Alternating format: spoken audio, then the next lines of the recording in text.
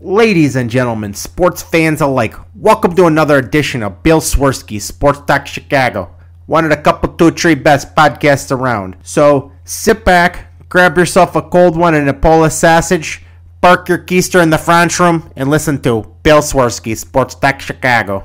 In Chicago, you know that all sports rock. The Bears, Hawks, Bulls, Cubs, and Sox. Pick your favorite, you can choose, as long as the Packers lose. For everything you need to know, it's Bill Swerski Sports Talk Chicago. Bill Swerski Sports Talk Chicago. Hey everybody, welcome to another edition of Bill Swerski Sports Talk Chicago. This is your hosts, Alex and Sean. On this episode, we are going to be talking about Cubs baseball, White Sox baseball, the Bulls in the play-in tournament, the Blackhawks tank update, and a little more pre-draft Bears talk. But first, I'd like to thank our sponsor, the Rockford Ice Hogs.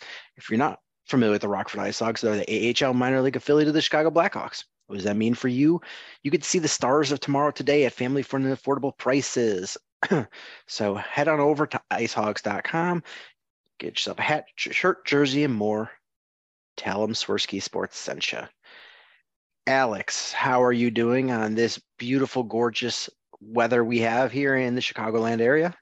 Loving it. Loving the weather. Doing good. I really appreciate the fact that not only is it nice, but it's going to stay nice. It's not going to be one of those things where, oh, here's a nice day or two. Now here's some snow and some sleet. Looks like it's going to stay nice for a while. So I'm going to soak it all in as much as I can. Yeah, those are like the teaser Chicago days. We're like, oh, you get 2 days of really nice weather. Haha, here is 6 inches of snow. Yep, exactly. And I think that's one of the big things when you look at April, because we see that all the time. We've seen snow in April. We've seen our fair share of it. Oh, absolutely. Absolutely. I mean, I tell the story of when I was a kid. My birthday is in early June, and we still had snow drifts at one time on my birthday. Yeah, that's crazy. I mean, it was the snow on the ground, but it was like, in the grocery store parking lot when they plow it into a big pile. That pile was still there in June. Oh, yeah. I mean, if you have those piles in the right spot where it's like, it's so piled up that there's so much of it to melt, or if it's like behind like a tree or a wall or something, and it's just always shaded so the sun never shines on it, that happens quite a bit where those mounds just stick around. I remember in 2011, we had that big blizzard, and for months there were still some mounds from that blizzard lying around. I remember that when that blizzard happened, the entrance to my apartment I was living in at the time was through the alley, and there was so much snow that the door came out, not in. So I couldn't get out, and I had to like push and push and push. And as you're pushing, it's just packing the snow. Finally got enough to squeeze out, and then had to shovel that, which I didn't have a shovel because I lived in an apartment. And it was just mayhem. And so you use your hands? I used cardboard boxes and whatever I had. It sounds awful. Yeah, because I didn't have a shovel. You don't own a shovel when you live in an apartment. I live in a house now. I have multiple shovels, but at the time, and I remember, so there was, we're from Chicago. Like when I hear there's going to be snow, I don't go, oh my God, I got to run to the store and get groceries. So, I see how much snow. I'm like, oh man, this is really bad. And then I look at my refrigerator. I'm like, I don't have any food to eat. I'm like, I've got like bread and I'm like some rice. And I'm like, I don't have anything. I have a banana. So your Kool-Aid jug and your wooden spoon, it's just completely empty. They're just dry as a bone. So I'm like, oh man, I gotta go.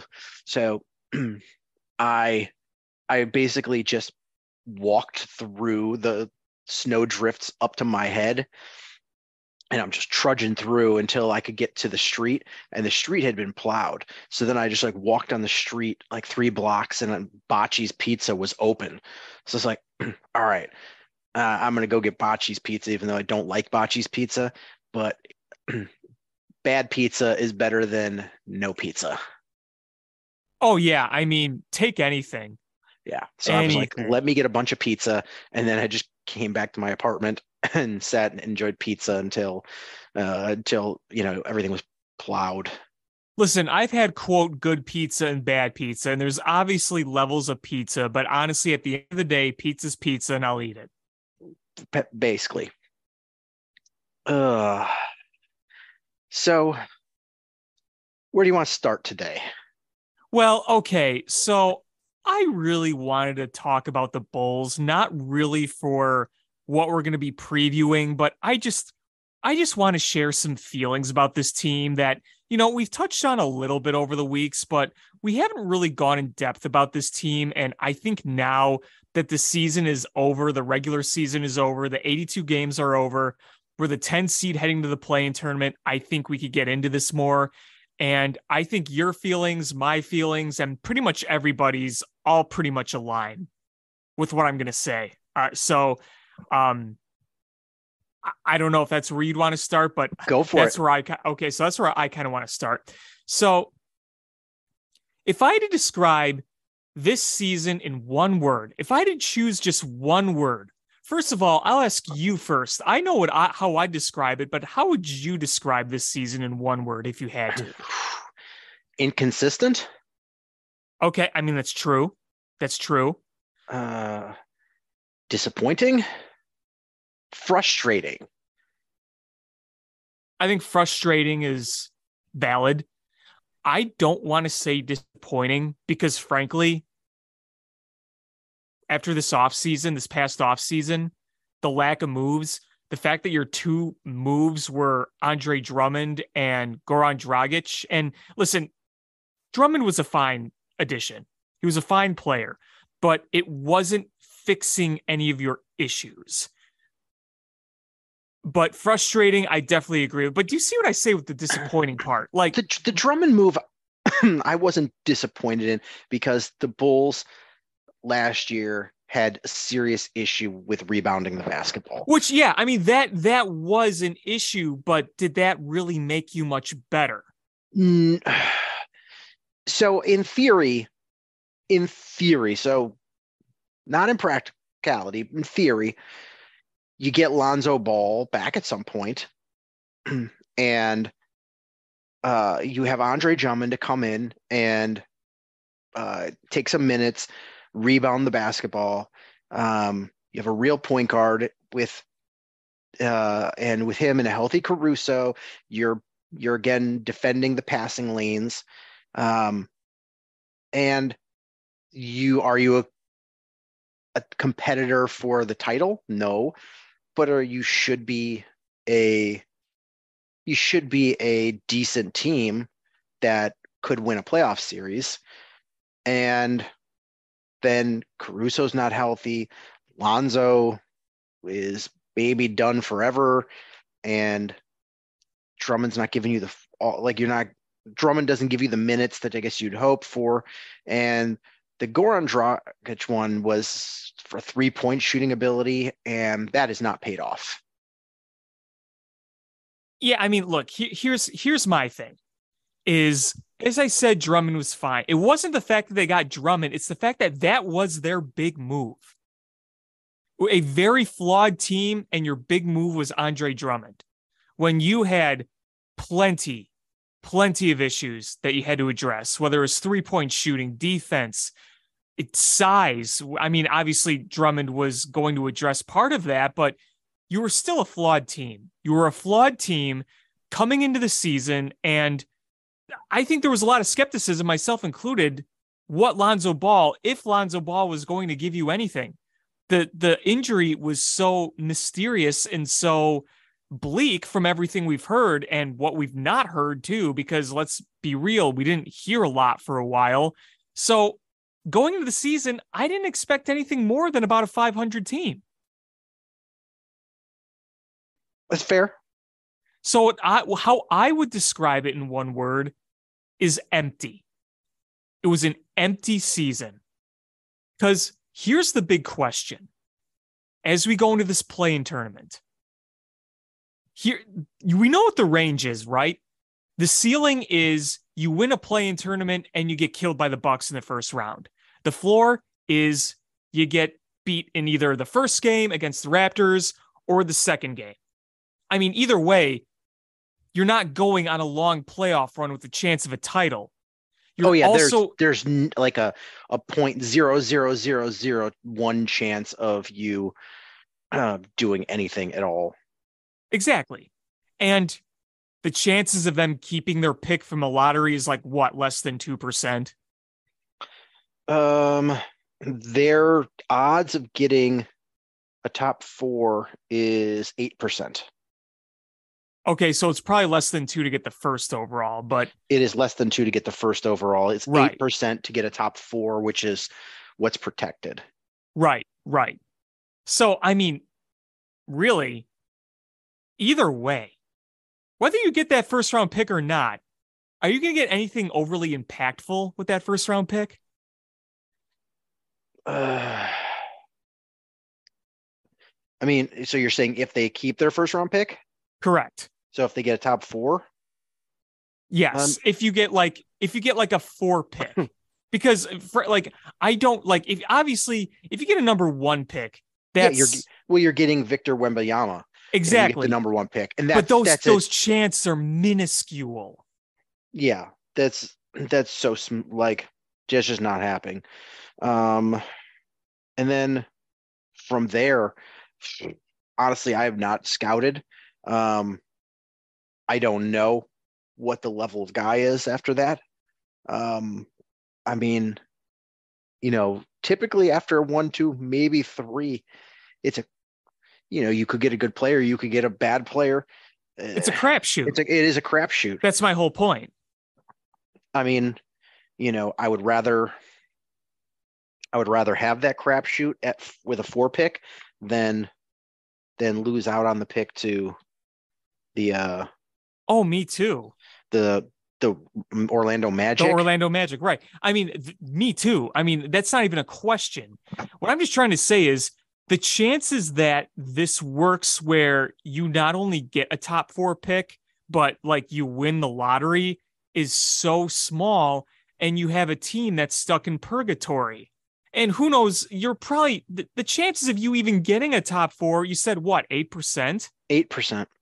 Those aren't great odds. No, they're not great. But my concern is, and obviously none of us are privy to what goes on behind the scenes, but what is the plan? I mean, you could put a great plan into place, and in reality, sort of just the balls don't bounce your way. You're like, oh, hey, we signed this free agent and then do this, and this, and injuries happen, or you don't end up getting the guy you wanted, whatnot. Plans are only plans, and sometimes they work, sometimes they don't. Yeah. But I would love to know what Arturas's plan is. I mean, are they thinking of re-signing Vooch? If not, like it's a weird double-edged sword. If are you going to re-sign him and spend a ton of money on him, or are you going to lose him for nothing? And then that trade is essentially a disaster trade for nothing, right? No, I mean, that's another problem I have here, is that you're potentially going to let him walk and you're not going to get anything for it. I mean, and if you re-sign him, the dude's already older. And, this year, I think the overall body of work was fine. You had good moments. You had moments where things ended ugly in games, where something happened. I was there for one of them when he missed both free throws and they ended up losing. And, you've had him hit some big shots in other games. The overall body of work was fine, but, again, he's over 30 now. he was an all-star in Orlando, and it's been kind of a up and down ride with Vooch ever since he got here. And so if you re-sign him, you're committing longer term to a guy who's already older and is probably not going to reach that level he was in Orlando. And you gave up a lot to get this guy. The hope was, if you were going to sell off this year, and let's say somebody took Vooch, and even if you didn't get something spectacular, getting something is better than letting him walk. And I just don't know how valuable it is to bring him back at this point of his career. I can't answer that question easily. My hope is a sign and trade. I have nothing against Vooch. I didn't think he was with DeMar and Zach. It's a weird fit with Vooch. You know, you took him out of a system that and a style that made him an all-star. And he had to shift his game around. And this season was the best that we saw him in a Bulls uniform, but it still wasn't what we expected when we traded for him. I would assume in the offseason you're going to move DeMar. And then again, nothing against DeMar, but he's got 1 year left on his contract. You're not going to re-sign him. And he's what, 33, 34 now? Yeah, I think you got to move him. His game is very similar to Zach's, so it's a little bit redundant. I think at this point you've got to take Zach LaVine and just build around him for better or worse, and find pieces that complement him. Well, yeah, I mean, that's the thing is, what are you going to do with Zach LaVine? I think you kind of alluding to what you said, you kind of got to. You gave him a max deal, and he's going to be around for a number of years. He's under contract, unless you moved him, but, he's under contract for a number of years. And I think that when you look at what the roster is now, I'm looking at the payroll right now, the figures, and, Zach LaVine is one of the few who is under contract past next year. And obviously you have the Lonzo Ball thing, but we don't even know if he's going to play again. He's through 24-25. At least it's a player option for 24-25. But regardless, his final guaranteed year is indeed next year, but he does have that player afterwards. But is he going to play again? I don't know. And then Kobe White becomes a restricted free agent. Andre Drummond, player. Derek Jones Jr., player. Dalen Terry's going to be around for a few years. So there's not a whole lot that's locked up here long-term outside of Zach LaVine. Right. You don't have a ton of room here. And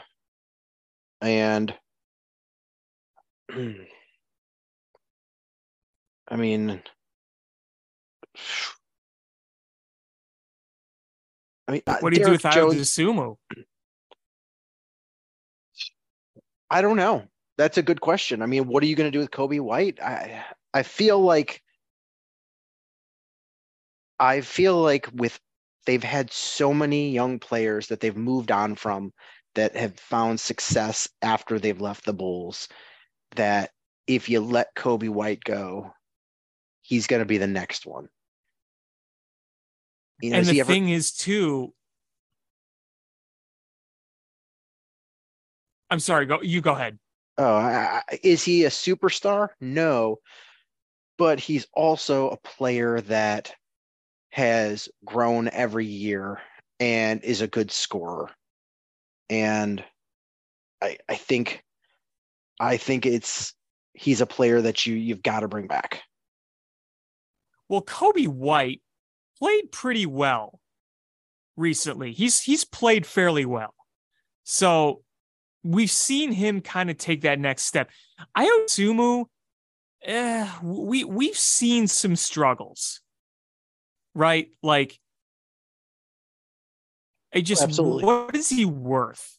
That's the big question to me, is what is he worth? Is he, I don't necessarily want to get rid of him. And I think you can keep him for not a lot of money. I don't think it's going to cost you an arm and a leg to keep Ayo Dosunmu.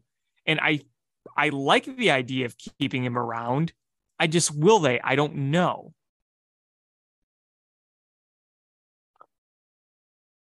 Yeah, I mean they've got the room too. It just depends on is he a restricted free agent? Yes. Okay. I'm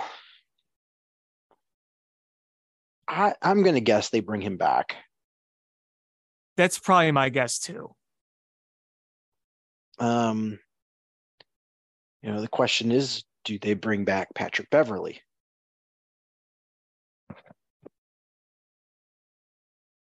Yeah, I mean, he's also a free agent.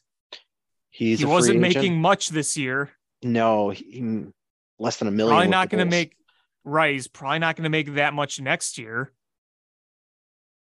You think that maybe they just bring him back on like a 1-year deal or something?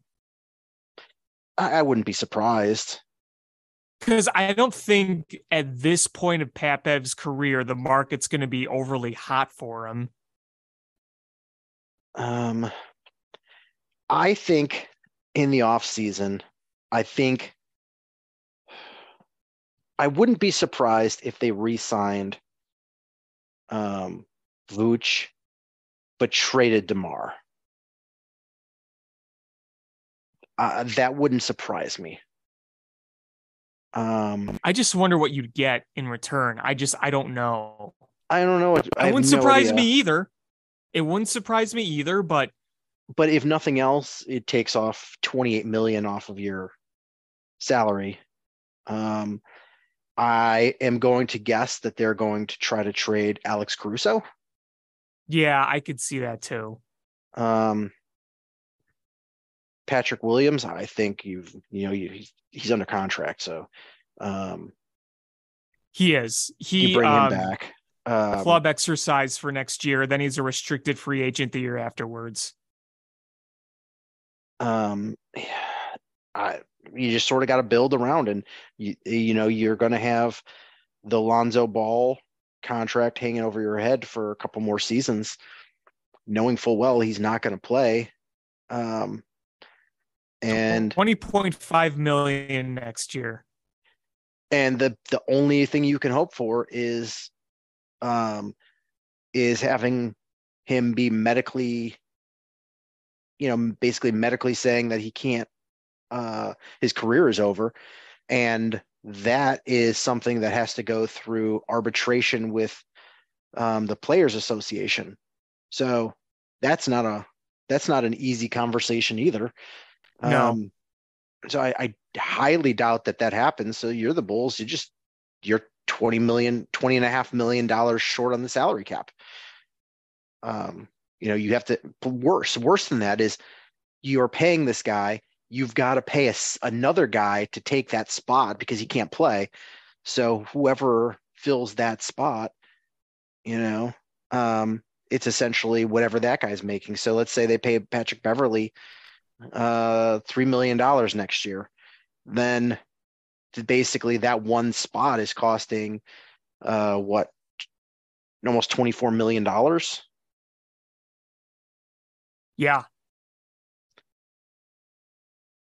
It's tough. I would love to know what the plan is, and sure, if they win that lottery, that the plan gets a little more clear. You're like, okay, Wembanyama plays center for this team and we don't need Vooch. But short of that, I don't know.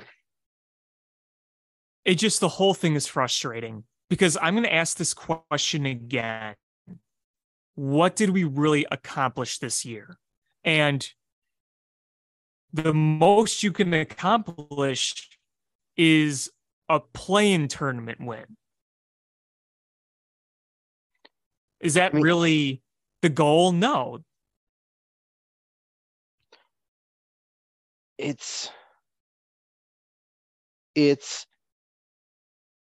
I mean, this is just a wasted year, really. What are the odds you win 2 games to even go play Milwaukee? I'm going to say slim. Yeah, I mean, I think they can win the first game against Toronto, but I don't know how much further they go after that. I can tell you one thing, they're not beating the Bucks in the first round if they get that far. That's obvious. Oh, that's a definite. I would think they'd be lucky to even win 1 game in that series. Right. If they stole 1 game, that would be a miracle. Yeah, I mean, so odds are Miami beats Atlanta. I would be shocked if that's not what happens. That would be if I was a betting man, that would be my guess too. I think that's most people's guesses. Could the Bulls beat Toronto? Yes, they could, and they have. So they would have to beat Toronto and Atlanta back-to-back games to even get a chance to play Milwaukee. Right. And yeah.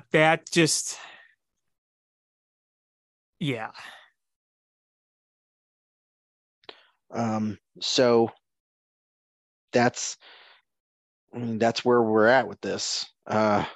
It's honestly, I would rather they lose and at least get that 8% chance of the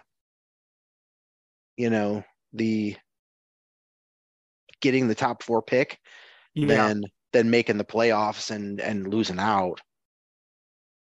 And honestly, I agree. Honestly, that seems like the smart decision isn't to not make the playoffs and at least get that, is 8% a good opportunity? No, but it's not the worst percentage at all. It still opens a very small window for you as opposed to having no window open whatsoever. Right. Like there's absolutely 0% chance that you beat Milwaukee. Right. Every player on their team would either have to get hurt or have their talent stolen by the Monstars. And I don't see that happening. Yeah, it's just not going to happen. Like,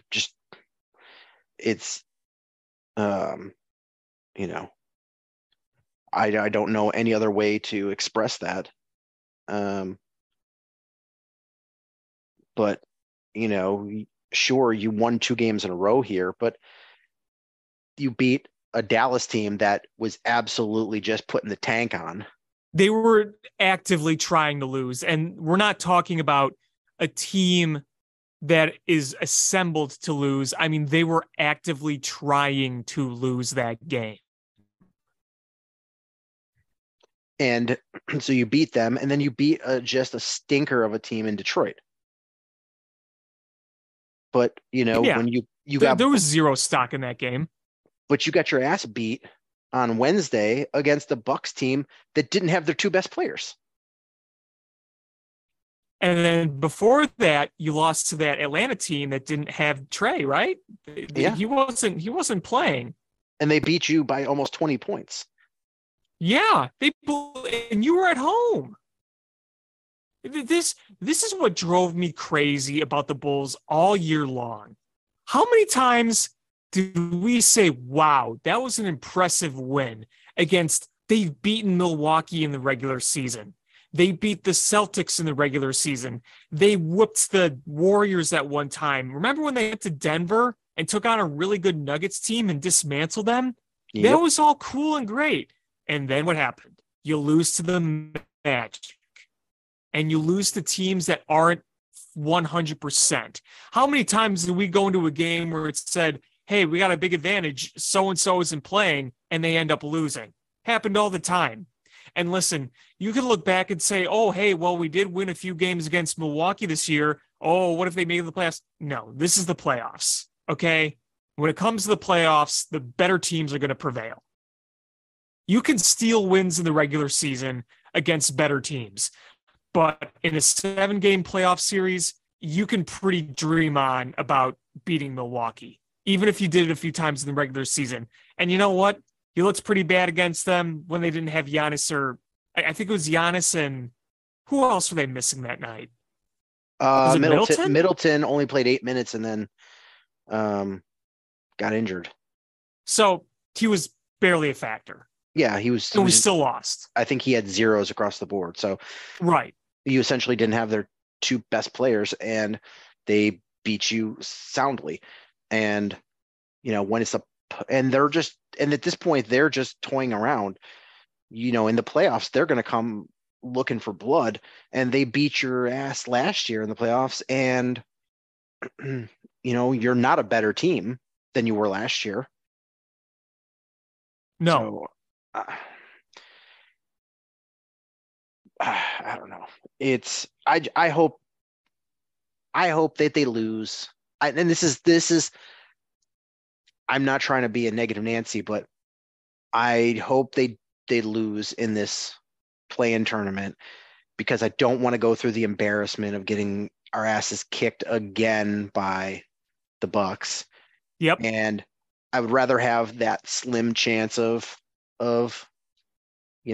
top 4 draft pick. I don't want to watch this team anymore. Just get this season done. We know they're not winning a championship.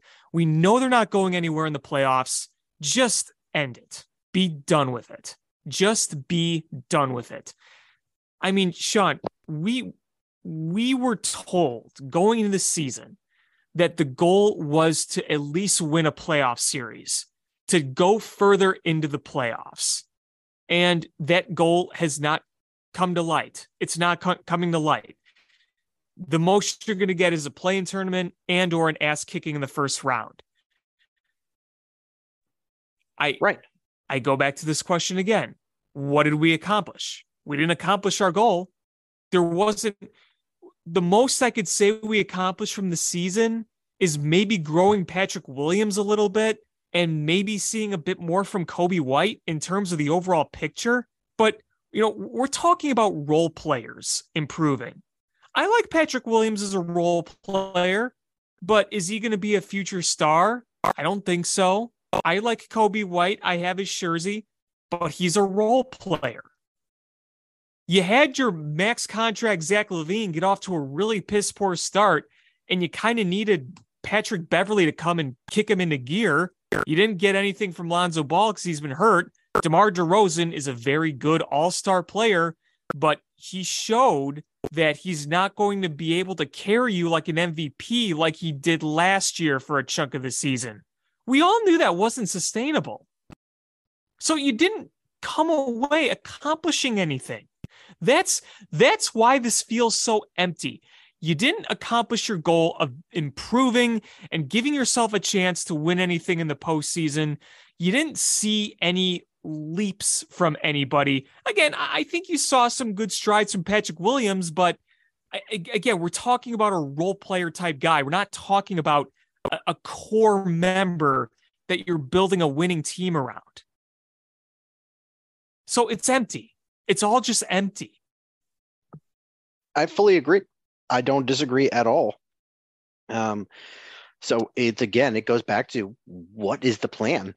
And I don't know. And I think you're going to have to, you can't run this team back out. That would just be, no. I think fans would lose their shit, rightfully so. I think you have to make wholesale changes. And, do you necessarily have to tear it down? No, but you have to prune everything back to try to let things grow. And I think that means, trade maybe bringing back Vooch and then have that be a 2-headed monster versus the 3, maybe. Or maybe you try to sign and trade Vooch and get something for him. but I think you got to move DeMar and then try to build that way. It's not pretty, and I'm not expecting a whole lot next year. No. And I bring this question up too. Was the plan for AK 2 years ago for over these next few years to build something at least competitive to buy them some time to figure out things long term? Is that a fair speculation where you could say, you know what? We're going to create a winning culture. We're going to bring in some good players. We're going to be like a mid-seed type team in the East where we can maybe win a playoff series and we can be in a lot of games and we'll have this identity that we're competitive and we're good. But as we're at least competitive and good, we're going to try to figure out things long term. And just that ceiling of where AK wanted this team to be over the past 2 years just hasn't been met.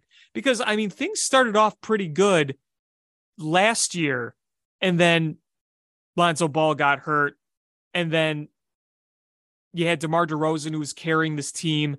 You know, he started to get fatigued and kind of went on to show that you're not going to do it, and the flaws were exposed in the playoffs last year against the Bucks. So the goal this year to win a playoff series could have bought you some more time. And I think that was the vision here where you could build off last year, and it just flat out hasn't happened. No, it hasn't. I mean, maybe that was the plan, but I don't know if that seems like a very good plan. I don't know.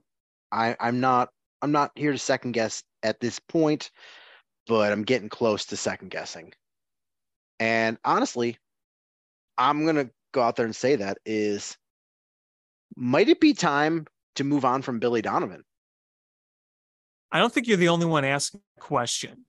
And I don't know if and again, I'm not calling for his job at this point, but I think it's fair to ask that question. We've seen things from a coaching perspective that really made us scratch our heads at times. And we think about what's going on behind the scenes and we can only speculate so much, but what we actually see on the court, there have been times when you're like, okay, what? I don't think Billy Donovan is a bad coach. I just think, like the way this Bulls team was constructed, your ceiling isn't good enough to sustain success with the top dogs. I think you have a fine coach in Billy Donovan, but he's not a Greg Popovich or an Eric Spoelstra or somebody like that. He's not a top tier coach, but he's not an awful one either. Right. It's just, again, you're in a position where you're like, it's not bad, but it's not great. I mean, when you're AK and you come into a tough situation and a Billy Donovan becomes available, I get it. You bring him in, but I don't know if he's your long-term answer, and it wouldn't be the first job he's been fired from. So I think it does beg that question, is if you're AK, is Billy Donovan the ship you're willing to go down with? Right. I don't know how long because didn't they extend him and we don't really know? That's the assumption, is he was extended, but I don't think anything's been publicly said yet. Yeah, you know how they are. It's secrets. Secrets are no fun. Secrets hurt someone. I love that episode of The Office. Oh, thank you for getting that. That show is so good. I know. It's a classic. But on the, not even the other side of town, in the same building, we have the Blackhawks, who totally botched it by winning a game. And this team, it's funny. Like they're so devoid of talent, and the front office is doing everything they can to lose. but this team plays hard. They just have no They talent. do. I do. mean, imagine some of the talent that you had under the Colleton era. If you had this coaching staff with that talent, like I think you could actually, I mean, you're not competing for Stanley Cup, but I think you are making some noise. Yeah, I think you're at least somewhat competing.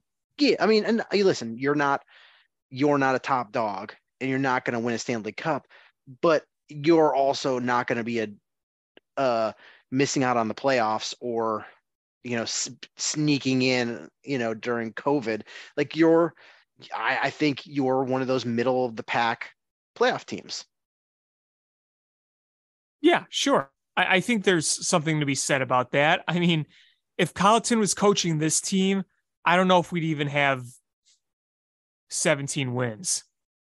Oh, we'd be real bad. I mean, this is already a bad enough team. But right now there's 3 games left, and the only the biggest hope we have is that for the last 3 games we have the Tank Master General in goal. The Tank Commander. Because you are tied. Well, I guess you're behind Columbus. You're 1 point ahead of San Jose, and they've all got 3 games Anaheim. left. Oh, is it? Sorry, Anaheim? Yep. Okay. And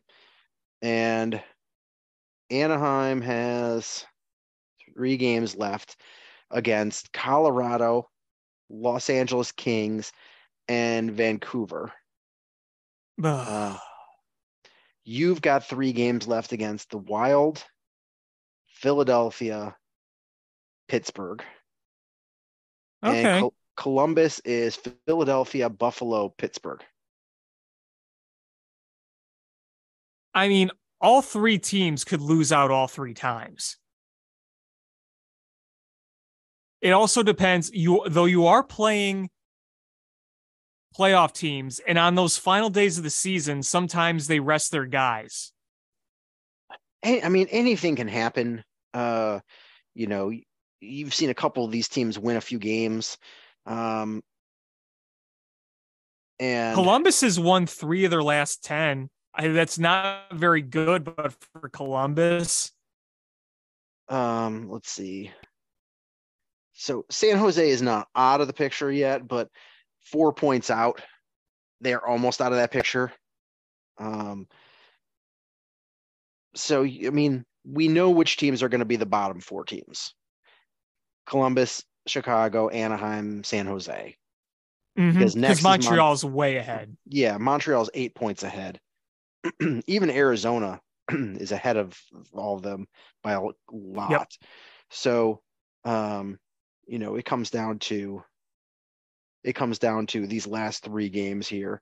And yeah, San Jose has they have one sort of easy game. Not even easy. It's their easiest game. So they've got the Oilers and the Winnipeg, and then they've got Calgary. Calgary is their most likely winnable game.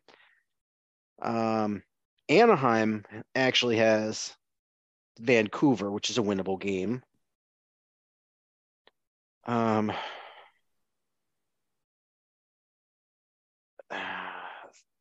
And Columbus has 3 winnable games, I think. So it's going to be interesting coming down to the wire here. Yeah. I mean, if we lose out, all we can do is lose out. That's all you can do. And if we lose out, we're top 3. If we lose out, we finish with the 2nd worst record.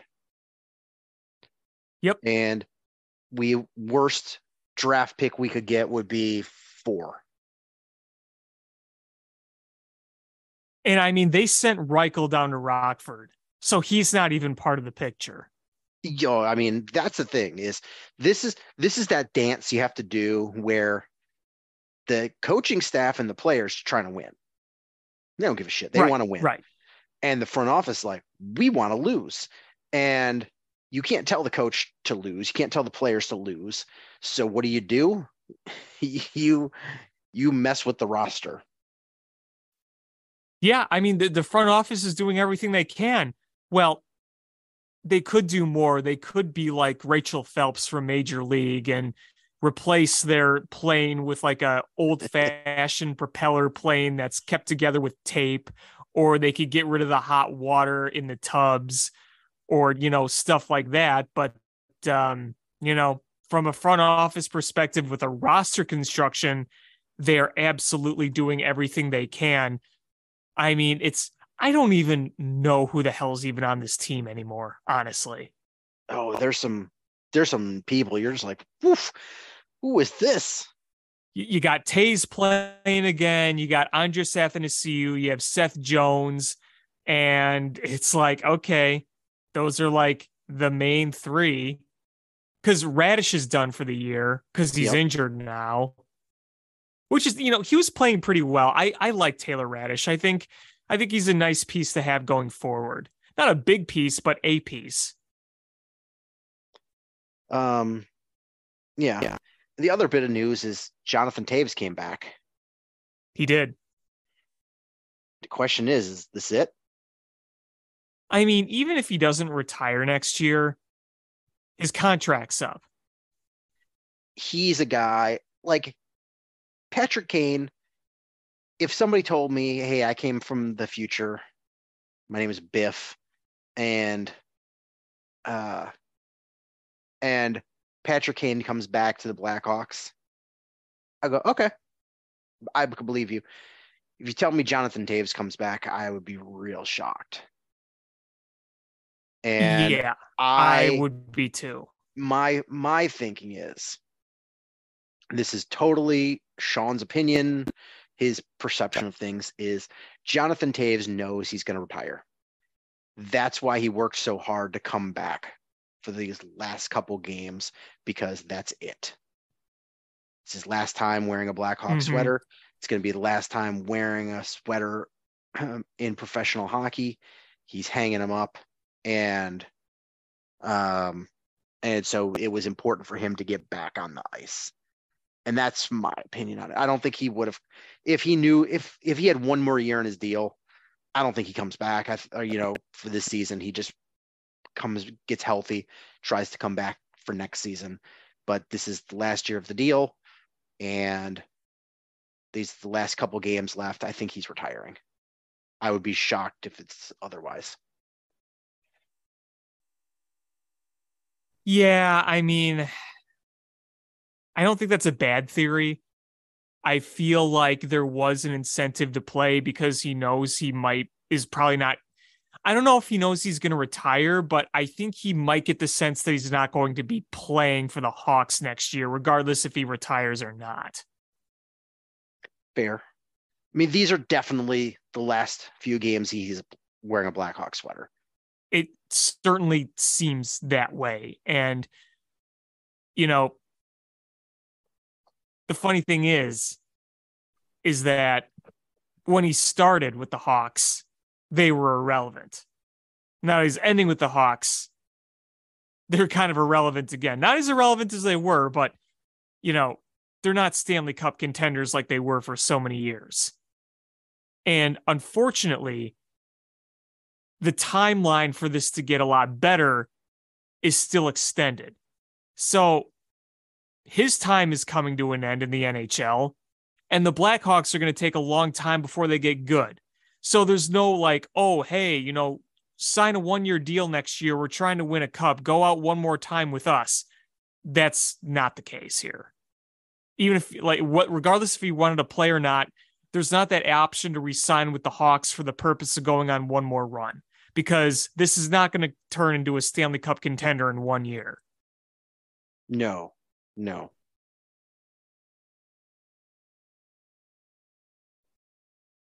But you know what? I can say this.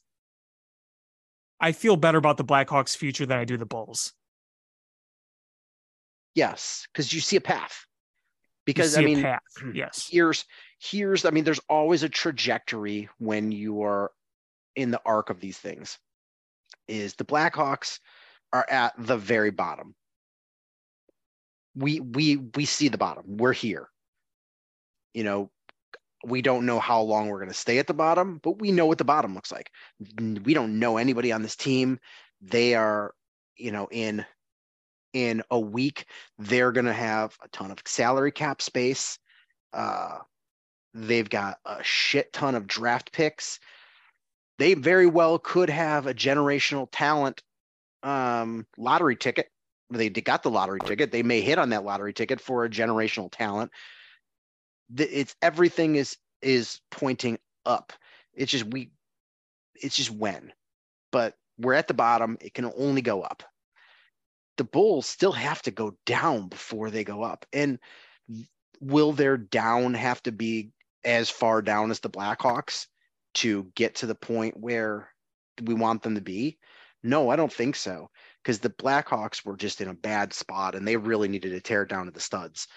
And the Bulls, I don't know if they necessarily have to, because you have a sort of superstar player. And so you have the opportunity to just sort of shed some dead weight and try to retool and make this a relevant team.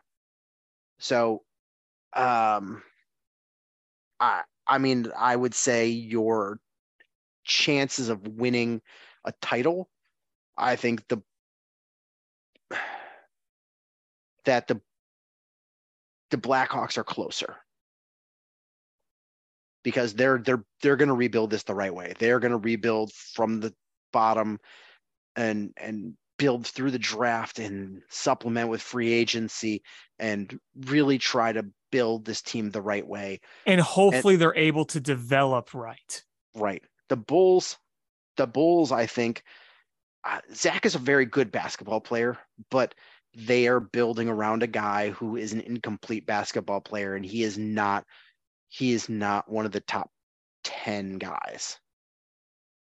And right. I don't know where you get another guy to add to him to complement him. So it's the Bulls are better than the Blackhawks, but the Blackhawks are closer to a championship. Yeah.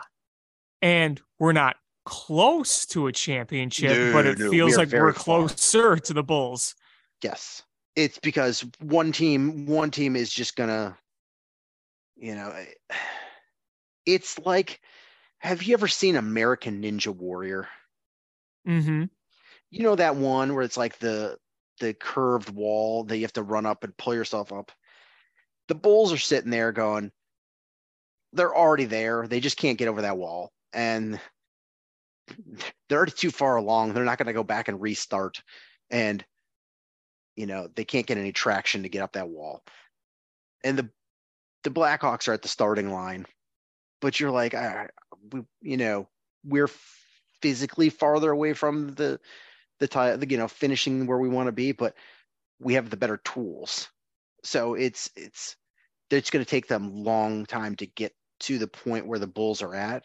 But the hope is that with the development and tearing this down to the studs, that you're building the infrastructure to not hit that wall that the Bulls are hitting right now. Right, exactly. So when we talk next, the season will be over. We will know exactly what the Blackhawks odds are to get Connor Bedard. And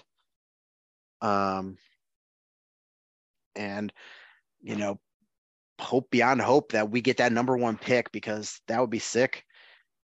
What would be crazy and is very, very slim odds here, but the Bears had the number one pick. They decided to trade it, but they had the number one pick. The Blackhawks, have decent odds to get the number one pick. and the Bulls have a slim but a real chance to get the number one pick. What if all three teams got the number one pick in the same year? That'd be cool and sad. It would.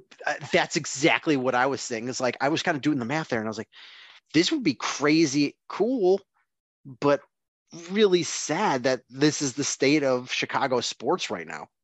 I like to think you were doing the math on like one of those old fashioned tax calculators with the roll of paper, and you're just like crunch, crunch, crunch, crunch, crunch. And I've got a visor on.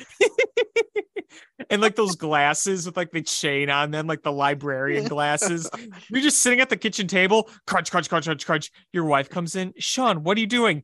Not now. I ripped the ticker tape off of the calculator and like, look at these results. What am I looking at? I don't understand. Tank gods.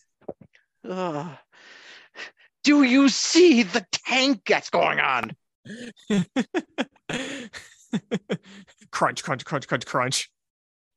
Oh my god. With 3 games left. Boy, this NHL and NBA, both of them, it feels like these seasons have been just so long. It's always a long season when you lose. It is. It's funny because like it feels like the openers for both these teams were just ages ago.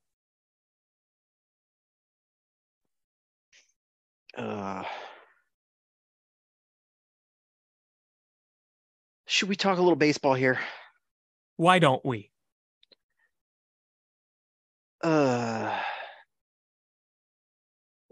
Let's start with Cubs. There's a lot of good things to like about this team. I like the energy that they played with. I love that what Dansby Swanson is bringing to this team. Me too. Yesterday, which had been Saturday, when he scored from first, like that was pure hustle and determination. Yeah. He looks like a man trying to earn this contract, and I love it. Justin Steele didn't have all the stuff. It looked like he was struggling a little bit, but he powered through and pitched a pretty good game.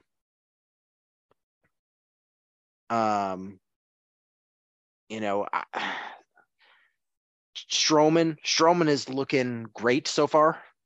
Yeah, his 6 shutout inning performance on Friday, he only gave up 2 hits.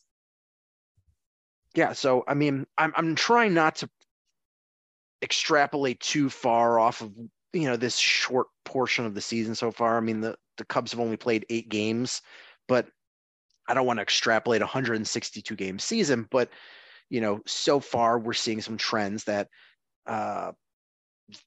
there's some good pitching on this Cubs roster, and Jameson Taillon has not been one of the good ones. No, but I'm also not too concerned about it. We've seen in the past, these teams sign free agent pitchers, particularly the Cubs, and a lot of these pitchers kind of get off to a slower start. They're adjusting to a new, style and area and team. And, John Lester got off to a poor start. John Lackey got off to a poor start. Yu Darvish got off to a very poor start. Even Marcus Stroman last year got off to a really poor start. And those things kind of came together. And if you watch Sunday's game, today's game, he wasn't great, but he did record a decent number of strikeouts and a little bit of bad luck. The defense kind of let him down today. That's the thing, is this team needs to field really well to achieve their maximal position in, wherever they're going to do. They have to play good defense. They have to spray the ball because they lack a lot of power. And they're for most of their rotation, they're not bat missers. So if you're going to succeed, it starts and ends with playing great defense. And today was a letdown. Yeah, I mean, the up the middle defense, you trust well. Dansby is just so smooth and efficient at what he does. Nico Horner is also very good at fielding, but when you have little Nick Madrigal over at third, who needs to put his full body force into just throwing across a diamond, or can't get the line drive over his head because he's not that tall, or you have a bunch of hodgepodges in right field trying to play right field, that makes things a little more difficult. We talked about on last week's show, we like the defense up the middle. We like the defense in center field. We love the defense that Ian Happ provides. Our catchers should be providing us good defense, but the corners on the infield and right field right now are kind of defensive black holes. And you hope that when Seiya Suzuki comes back, he plays like he did defensively in Japan, because what we saw last year from Suzuki was great arm, not so good route running, but we did see him play some good defense in Japan. So you hope that when he comes back, even just having a natural right fielder will help things. Because Trey Mancini isn't going to make Gold Glove plays in right field. Neither is Miles Mastrobuoni. Definitely no. And neither is Patrick Wisdom, for that matter. Patrick Wisdom, you want him defensively more at third base, not right field. Yeah. And, right now, like you said, until we get Seiya Suzuki back, everything is shifted a little bit, and I don't understand quite some of the shifts. I don't know why Nick Madrigal is getting so many innings. But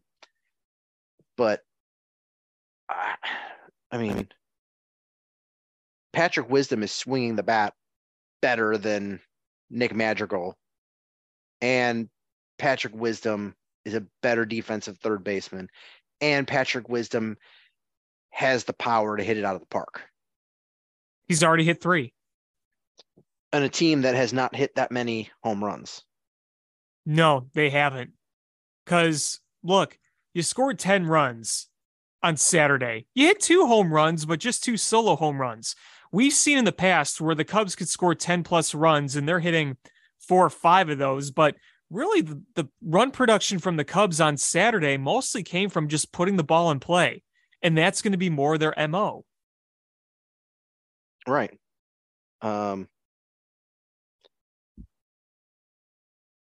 Yeah, but I believe I saw the Cubs were like in the bottom 5 of team home runs. Does that surprise you? No, I mean, no, but it's still frustrating to see. And I will say this. Up until yesterday, the home games we were playing at Wrigley, a lot of them were wind howling in colder days. So only 3 teams have less home runs than the Cubs. I'm going to guess one of them is the Oakland A's. Nope. What about the Nationals? Yes. Okay. The 3 teams that have less home runs than the Cubs are all tied at 5. Nationals are one of them. Okay.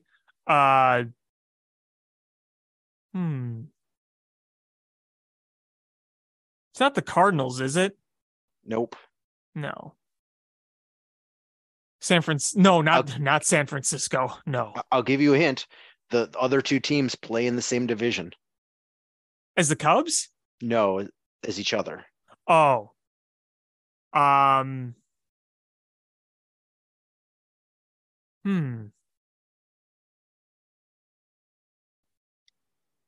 Is it the not the Marlins? Nope. It is the Tigers and the Guardians.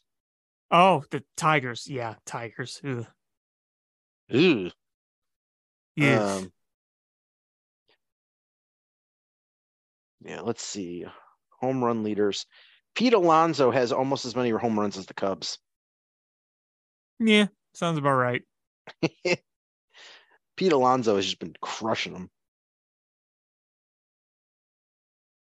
Yeah, But he has. but As he yeah, tends to do. yeah. I mean, but the Cubs yesterday, I mean Saturday. Who knows when you're listening to this? Saturday, they put together a really nice game. Steele, like I said, didn't have his best stuff, but really powered through. And you had good defensive plays, and the bats just came alive. And like I said, there's two home runs, but they were solo shots. It was all getting guys on, moving guys over, and making contact. And it was a really nice team win. And then today was kind of a disaster. Yeah, defense wasn't good. They couldn't come up with some of the big hits. He had the Rios home run, but that was about it. So this team as a whole, I'm not, like we said going into this is a team that still is flawed, but it's much better than they were last year.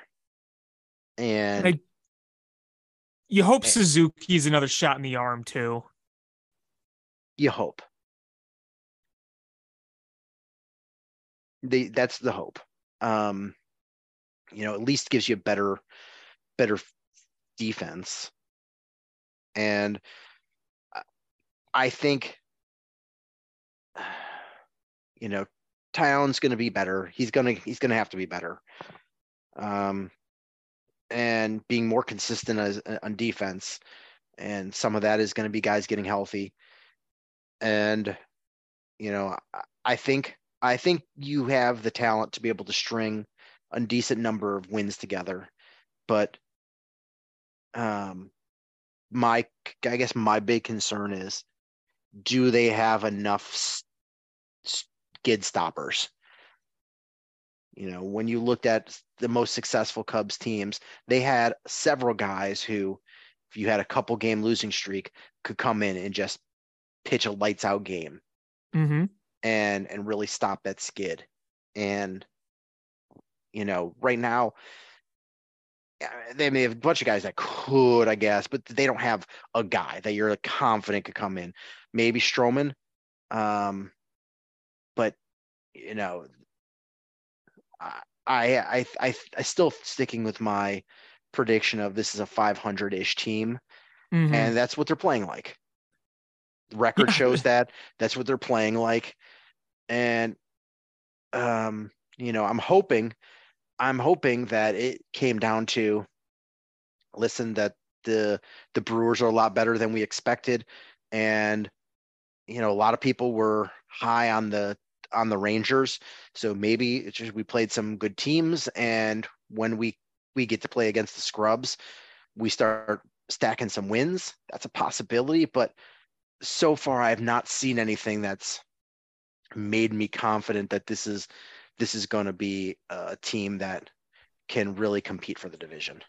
Well, and one of the problems too is, one of the things you think about is just the remaining month. It's a tough month. You're playing the Mariners. You have all those games against the Dodgers. You don't want to dig yourself too big of a hole early on.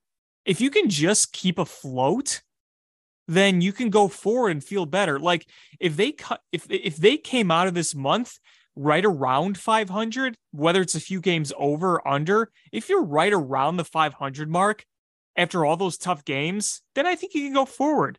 If you're 5+ games under 500, then you're in a little bit of a trouble. Even if it's only April, you can't win a division in April, but you can lose it.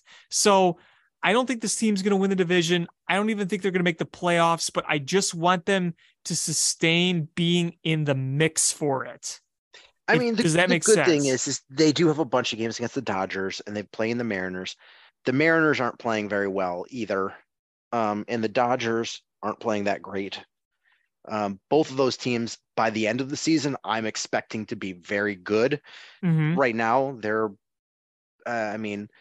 They're both spinning the wheels a little bit. The Phillies, who are a very good team, are really struggling. The Cardinals, who we anticipated to be competing for this division, are struggling.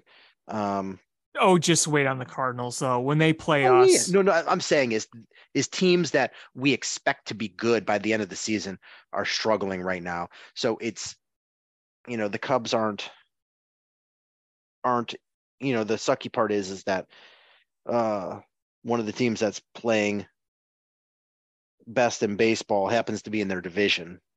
freaking Brewers, man, just how? Right? How is it every year they call up somebody no one's ever heard of and they play like a star? All these rookies are mashing home runs left and right. The only thing that I'm getting hope of is that after they mash after a while, they cool off a bit. Has anybody but the Cubs beat the Brewers yet this season? The Cardinals beat them once yesterday. That was it. But they destroyed the freaking Mets. They didn't just beat them, they kicked their ass. They lit up Scherzer. These new prospects that they brought up, I didn't know these guys. And now they're playing like superstars. It's so irritating. Because why can't we do that? Why can't we pull shit out of our ass and make it great like the Brewers seem to do every year? Right? So frustrating. The Rays, man, are killing it. They are. I don't want to take anything away. I'm trying not to, but they've played what? The Tigers and the A's. Fair. But still, to win that many games in a row, that's in baseball, not easy to do. It is not easy.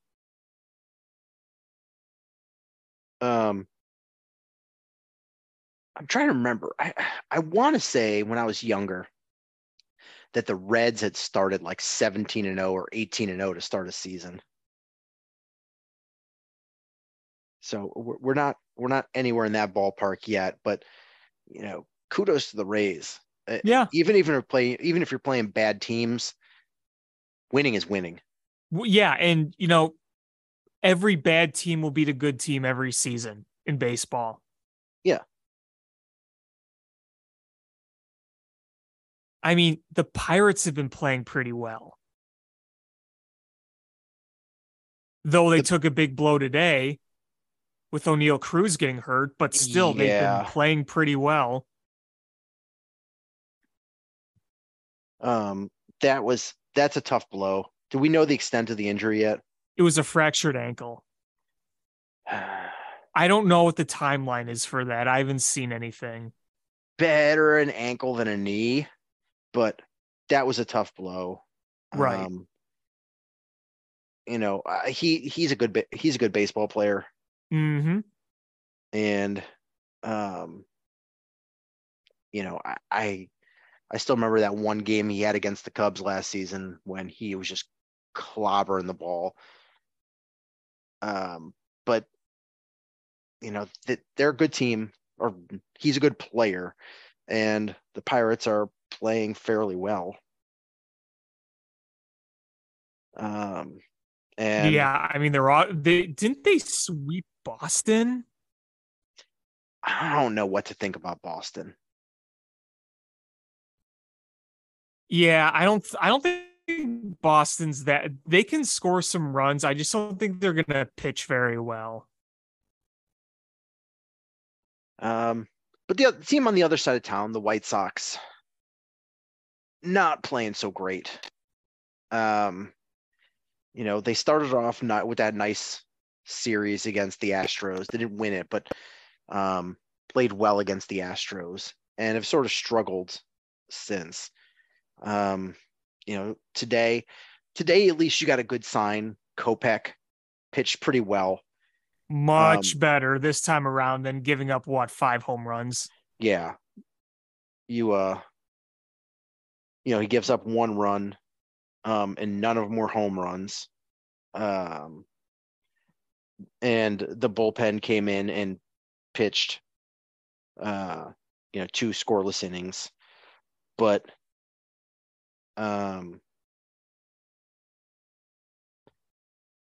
the White Sox bats just were cold, so cold. Which wasn't what the case until yesterday, because bats have been red hot. The bats, for the most part, yeah. Tim Anderson's doing his Tim Anderson thing. Vaughn swinging the bat well. Moncada, I think he's still batting over 300. Mm-hmm. Colas is still batting over 300. Grandal is giving you his slash line is, if you could get this slash line at the end of the season, you've got to be really happy. 269, 387, 462.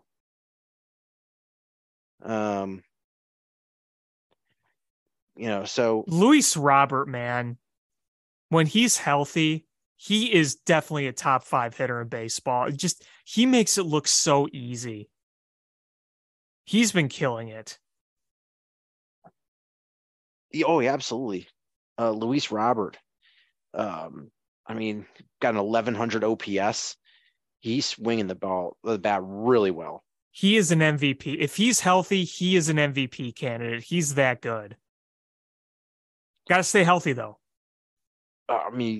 That's the key. Because we already have injury issues again with Eloy Jimenez. It's really frustrating to see. It's none of those. You just keep getting compounding, nagging injuries with him. It's like a cycle. I mean, people have conditioned themselves to be like, all right, when's he getting hurt next? And it's frustrating for a guy that has such talent as a hitter. If that guy is healthy, I think he's a 40 home run hitter and an all-star. But every time he seems to get hot, these injuries happen. Yeah, I think he's only on like the 10-day disabled. But you just can't keep seeing the injuries over and over, especially soft tissue type things. It's one thing if you get a knee, can't always help that. Break a bone, can't always help that. The soft tissue, the pulled muscles, is he putting in the work to stretch and keep his body in great shape? This isn't a serious injury, but it's just, you live in constant fear as a White Sox fan saying, all right, when are we going to lose Eloy again? Yeah.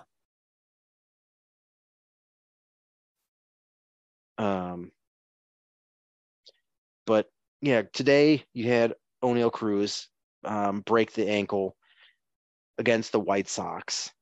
And I didn't watch the game live, but I watched the replay. And I feel awful. I know the bench is cleared. I don't think that was a dirty play. No, not at all. That was a really bad slide by Cruz. If you called it that, he went right into him. He wasn't trying to get around him. He wasn't trying to slide under him. Basically crashed into him. Yeah, it was just an unfortunate play. I don't think anybody was doing anything. It was just, a rough baseball play and a young player that didn't protect himself. Yeah.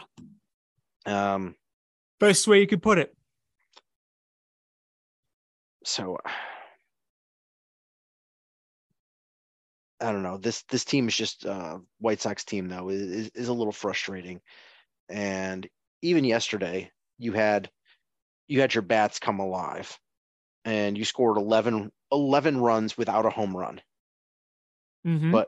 But Clevenger didn't pitch well. No, and this was coming after Lucas Giolito had an absolute stinker and Lance Lynn had an absolute stinker against the Giants. Yep, absolutely. And you've got Reynaldo Lopez, who has kind of been your de facto closer, and he hasn't looked that doing that well. He hasn't gotten blown up, but he's giving up He's giving up Traffic. runs in the closer role, and you just can't really have that because a lot of these games they're not save opportunities, but you've got to shut those down. Yeah. And it's something where you don't have a lot of wiggle room because your bullpen is kind of thin right now with guys you trust. There's been some shakeups already. Jose Ruiz is gone because he was struggling mightily. Diekman has struggled mightily. He's still here, but you've had to make some shuffle moves. You try to implement Jimmy Lambert in some situations, and it's hard for Pedro Grifol when a lot of your pitchers haven't been pitching well. You hope that despite the loss, that today's Pirates game is at least an indicator that the pitching is going to come around a little bit because look, if this pitching comes around and the team keeps scoring the way they did outside of today, then they're going to be a dangerous team. They're going to be a team that can win a lot of games, but you got to have both things functioning at the same time. That's the thing is, am I long-term worried about this pitching? No, but the White Sox, this is the White Sox in a nutshell, is if everybody plays like they're supposed to play, this is a championship caliber team. But they don't have room for guys injuries. They don't have room for guys faltering. The depth isn't there for this team. Right. And we said Dylan Cease, the expectation is greatness from Dylan Cease, and he's going to the mound tomorrow, which probably if you're listening to this, Dylan Cease is pitching this game. And I'm sure he's going to give us a good outing, but we need consistently and solid starts from Lynn, and Giolito's got to bounce back to form. I mean, the start before that, he was very good. And last one was a stinker. We have to minimize the stinkers. Even if don't pitch great, you have to keep your team in those games. And we need Clevenger to pitch better. And, the consistency has to be there for this team. And as far as the bullpen, I'm not worried at this point. We're still in April. They're still figuring that out. As a new manager with a new bullpen, it's going to take some time to figure out, all right, what's going to be our go-to, guys in these different situations. And come mid-May, if they haven't figured that out, that's going to be a tough sled. But, for these next couple weeks, you're going to be figuring out, who do I trust? Who's my high leverage guy? Who do I go to against a tough lefty? You're figuring this out, who your guys are, who you trust in different situations. Some of it's going to be the advanced metrics, and some of it's going to be just your gut feel as a manager, whose confidence he gives you confidence. And we're not there yet, but that starting rotation just needs to put on their big boy pants and go out there. Yeah, absolutely. I mean, you feel, like you said, you feel confident every time when Dylan Cease takes the ball, and you want to feel that again when you are able to give the ball to Lance Lynn. And Lance Lynn had a bad start, and I think you're going to see more good than bad from Lance Lynn. So really my question is, Lucas Giolito, he struggled last year, struggled mightily in Pittsburgh. Are we ever going to see any semblance of the Lucas Giolito we saw years ago in 2020, 2021, 2019? Because they need that. They need some semblance of that. I think that guy is gone, but I think you can at least get towards that guy. I think there's a solid pitcher still there. just the consistency. We've seen games where he can pitch well. It's just the consistency. You can't have a stinker, a good game, a stinker, a good game. That's not helping this team. What you need to do is good game, and no stinkers or minimal stinkers. In games where you're off, you at least power through and only give up 4, maybe 5 runs to keep your team in the game. You can't give up 7-run games. You can't give up 8-run games. Right. That's your team's out of it at that point. Even for a good hitting team, you need to keep up. Tyone has gone 2 games where neither were good games, but at least he kept the Cubs in ball games. That's what you need to have when you're off, when you're not pitching well, is keep your team in a ball game. Yeah, no, I totally agree with you.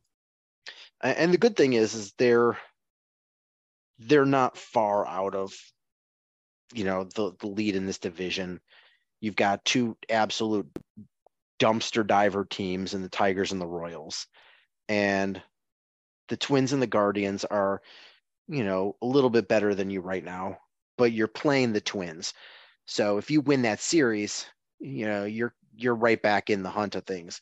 So, like you said, I think that is a good quote. You can't win the division in April, but you can lose it. And the White Sox have the opportunity here to really close that gap and keep things, buoying until they can get some more consistency from some of their starting pitching. Yeah, absolutely. The division's not good, and their pitching is not going to sustain being this bad. I think it is going to improve, and I think we are seeing some legit bounce back performances from some of the hitters like Robert and Moncada and Yaz. So if they keep that stuff up, then things are going to turn for the better. They need to stay healthy and they need to execute. They need to do it. Right. Let's wrap this up. Talk a little Bears. There's not a ton going on. We are like 3 weeks away from the draft. Yeah, it is coming quick. It's coming quick. So now it's starting to get to the nitty gritty.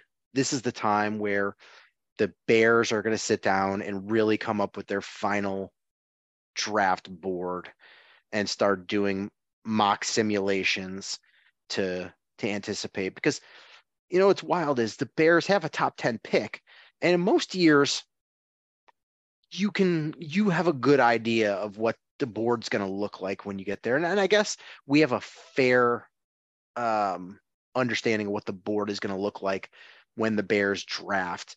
But, there's a couple of wild card teams, and the way this is playing out that, this could swing wildly for the Bears depending on how some of these teams decide to draft. The Lions are a wild card. The Seahawks are a wild card. The Raiders are a wild card. And it could really change the dynamic of how the board looks when the Bears go to draft. Yeah, absolutely. And that's going to really determine on where they go, I think, whether they stay where they are, or they trade back again. I think they would love to trade back, and I'm all aboard there because I think for them, you could pick up some draft capital and still get a similar range player, because, you're not going to make the move. They made that move with the number 1 pick before free agency. And that was their plan. They wanted to go into free agency really having a more clear picture of what their draft compensation was going to look like, what players they had, and bringing in DJ Moore as part of that package helped shape how they, worked their off season. But if the Bears move back from 9 at this point, it won't happen until they're on the clock. on the draft day. Right. Yeah, it's not going to happen beforehand. No way. And I think that at that point is, unless if Will Anderson is on the board when the Bears go to draft, they're obviously not gonna trade. They're making that pick. I think if Jalen Carter is on the board, they probably don't trade back. If Tyree Wilson, the edge rusher from Texas Tech, is on the board, I don't think they trade back. But otherwise, if those three guys are off the board, which there's a really good likelihood will be, I think they're going to explore the opportunity to trade back. And again, it takes two to tango. You can't just be like, you just trade back. You have to find somebody that's willing to trade back with you and give you the compensation to make it worthwhile. Like, you're not just going to trade back and be like, oh, hey, trade back from 9 to 15. We'll give you a 7th round pick. Like, what benefit does that have for you? That doesn't make sense. Not much, no. You have to find a team that's willing to give you value. And that means a guy that they're in love with fell. So does that mean maybe a Will Levis if he falls? I don't know. But, I started to look closer and closer at the draft and start to look at guys. And, I started ranking where this draft was deep and where this draft was strong. And I kind of did my personal rankings of things. And the linebackers and the safeties in this draft are abysmal. Like, if you need a safety or a linebacker, good luck. There's very little in this draft. That's why they were active at linebacker in free agency. Yeah, that's, I really didn't piece that all together, but you need good linebacker play for the style of defense, and you weren't going to get it in the draft. So you went out and you spent free agent dollars. It makes sense based on this. You've got your safeties already in place. And I would have loved to see them draft another safety, but I don't think so. I think you just stay away with this because there's not a lot going on. Defensive tackle. This is not a great draft. You've got a couple of guys in the first round. Jalen Carter, Kalijah Cansey, Brian Brisset, and some later guys, not late, but you've got Moro Jomo from Texas and Jalen Redmond from Oklahoma and Adebaware from Northwestern, who I think are going to be solid. But it is not so deep in defensive tackle. So it kind of makes sense to what the Bears did in free agency. They just signed another defensive lineman, Rasheem Green, because there's a possibility that they're not going to be able to bolster this roster in free agent or in the draft through defensive tackle. So Justin Jones and the other couple other guys that they've brought in, I think are, it's a possibility that that's who your defensive line is in the interior. Yeah. Wide receiver. I put wide receiver next. I don't love this class. It is honestly, other than Jackson Smith and the Jigba, nobody in this draft class is in the top 8. Like, if you take last year's draft class of wide receivers and this year's draft class of wide receivers, only one guy from this year is in the top 8 of those players, and that's Jackson Smith and the Jigba. There's this class is just absolutely nothing compared to last year. And honestly, other than the top 5, maybe 6 guys, is any wide receiver that you're drafting for a trait. You're drafting a guy that's tall but might have some drops. You're drafting a guy because he's played some special teams. You're drafting a guy that's fast. You're drafting a guy that's runs good routes. You're drafting a guy that's athletic. You're not drafting a guy that's got multiple of those things or those things and put up good production. So I'm not saying that one of these guys can't take that leap and be a good NFL player.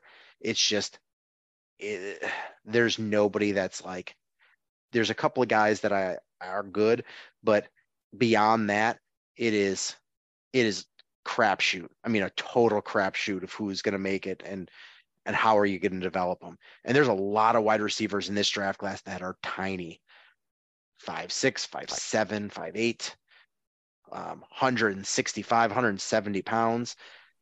It's a little bit of thin pickings. Well, and again, that's kind of the importance here why we got DJ Moore from Carolina, because that filled a hole that was going to be harder to fill with what was in this draft. Yeah, I mean, as I'm going through this, everything that Ryan Poles has done has sort of made sense. He's filled where he's not expecting to be able to fill in free agency. He's filled, or in the draft, he's filled with free agency. My next ranking is quarterback. There's a handful of guys that are going to go high. And then after that, there's a lot of guys with question marks. And so even at the Bears, you brought in a free agent wide receiver or a quarterback to back up Justin Fields. My next ranking is interior offensive lineman. This is actually not bad. There's not a ton of guards I love, but there's quite a few centers, which is nice because that is a position of need for the Bears. And I would be shocked if they don't take a flyer on one of them at some point. There's some higher end ones like the center from Wisconsin, Tippmann, or the center for Minnesota. But there's some deeper cuts like Penn State, Michigan's, Ohio State center. The Big Ten is giving you a shit ton of centers in this draft. Mm-hmm. Next, I ranked offensive tackle. I think this is actually a pretty solid class of offensive tackles, which is good. And I think, again, the Bears didn't make a move in free agency with tackle. This is a pretty deep class of tackles.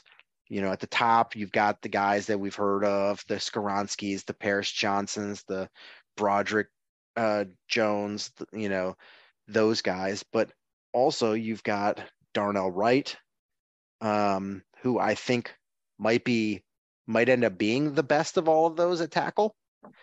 You've got Cody Mock, who from North Dakota, who can play probably all 5 positions on the line. Jalen Duncan from Maryland, Matthew Bergeron from Syracuse. He's a guy to keep an eye on. Warren McClendon from Georgia, the other tackle on that offensive line. Those are all guys that are quality players that can could come in and start day one.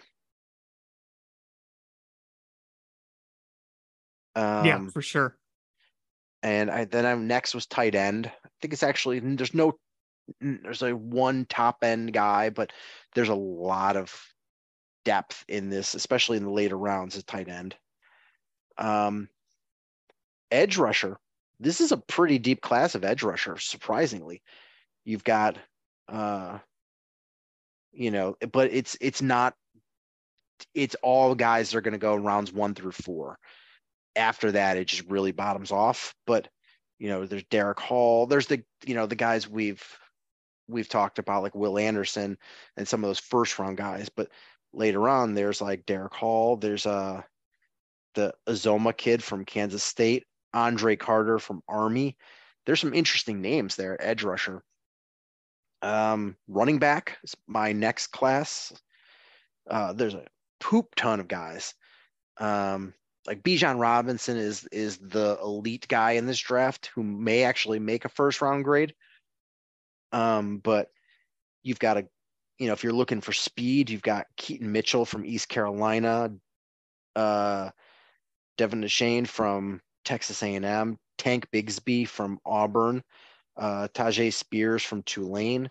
Or if you're looking at like power backs, there's Johnson from Texas. There's Chris Rodriguez from Kentucky. There's Tavion Thomas from Utah. And the deepest class, I think, is cornerback. So again, like if you're the Bears, you need edge rusher, you need running back, you need cornerback, you need an offensive tackle. And those are the positions that's the deepest. So you're starting to key in, look for the Bears to start hitting those positions. And in what order, I don't know. I think it's gonna play out a little bit of what the board looks like when they get to the draft. But if your first 3 picks in this draft are edge, cornerback, and tackle, I would not be shocked at all. I wouldn't either. I mean, you look at the cornerback situation and you need more depth there, because I like Jalen Johnson. You like Jalen Johnson, right? But yeah, has he ever been fully healthy? No, he has not. That's the thing. The skill is there. We've seen him play well, but can we trust him playing 14 plus games? I'm not so sure. And we saw, like, he was out last year and we saw some good play. Mm-hmm. We saw Kyler Gordon grow and grow and grow until the end of the season. You were like, okay, I like what he's doing. I mean, that beginning of the season was real rough. That transition was tough for him. But by the end of the season, you saw some nice things. And I think you're going to see even better things. I think he's going to be very good, because the rookie struggles. Cornerback is arguably one of the hardest positions to adjust to when you get into the NFL. There was going to be growing pains. Yeah, and we saw those with him. Brisker didn't have he had some struggles here and there, but overall he played great. But cornerback is a different animal. And right, we saw, a guy like Sauce Gardner came in and just played great game 1. But I think we expected that because he was drafted so high, and the size and speed of him just great. But Kyler Gordon was a guy that fell to the second round, and he struggled early on. I think people got really frustrated because, they didn't draft the guy I wanted them to draft. And now you've got this guy that stinks, but he really did play well. And you saw some of the undrafted rookies and other guys that stepped up and played fairly well in that defensive backfield. So I'm not, being like, oh man, the Bears absolutely need to get corner, but there's just a lot of talent here. And the way the NFL has evolved, cornerback is a premium position because, running these spread offenses and these high powered passing games, you need more cornerbacks. So,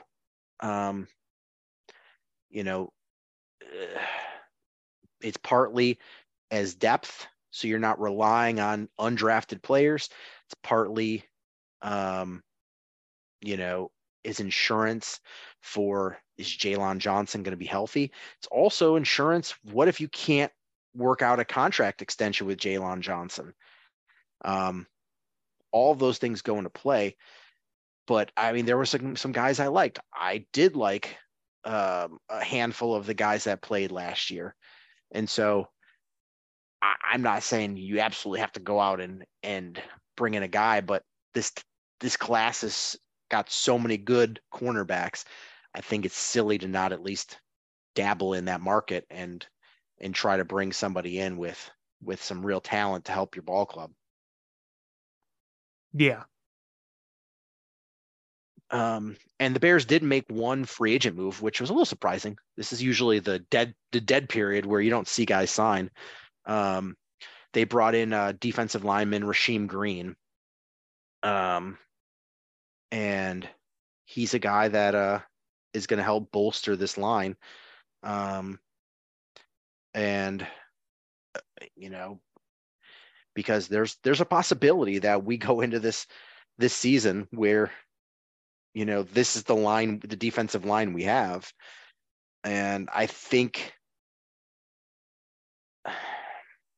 trying to rank it against the line from last year, and the line from last year was bad. On paper, you were like, okay, the paper at the beginning of the year, you're like, okay, this is not great, but I think we can make do. Mm-hmm. And by the end of the season, we saw how bad it was. Difficulty stopping the run, no pressure on the quarterback. I think you're more solidified this year with some of the guys you brought in, but I think you need to infuse more talent. I still think you're going to be giving up running plays. I think you're going to be able to run on this team. Unless you end up drafting like Jalen Carter, but you need to improve those quarterback pressures. If you don't, this team is not going to be as successful as we hoped. Right.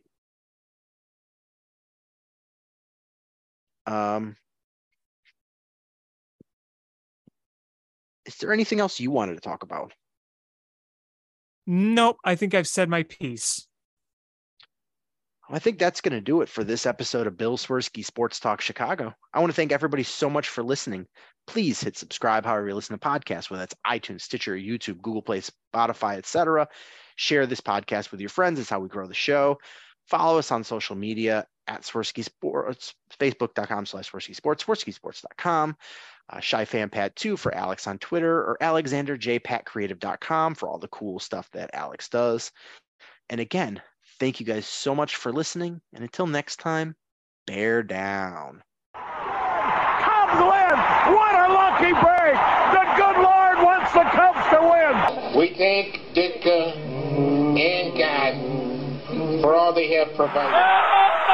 Cubs win! Cubs win! Cubs win! Oh, I don't want her, you can have her, she's a Packer fan. She can't fit in my van. And she looks like Denver New Yorkers. Smoking crack is not legal on planes. Bears 31 to -7. The Bears. Oh, when the Bears go bearing down, I wanna